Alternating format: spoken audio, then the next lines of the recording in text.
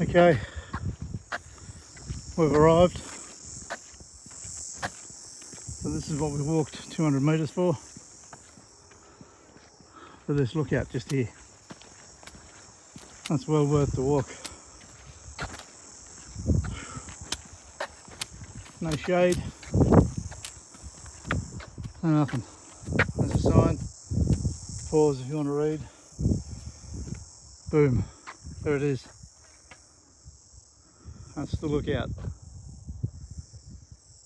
You got to ask yourself, was it worth it?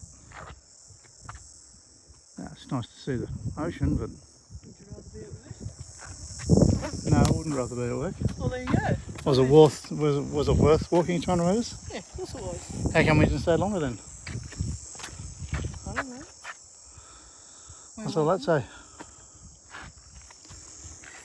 Stink. Not a stink. A stink.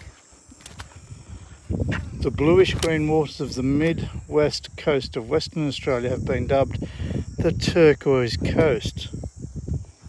The stretch of coast from Lancelin to Dongara includes the Jerian Bay Marine Park and 36 islands. Get off me!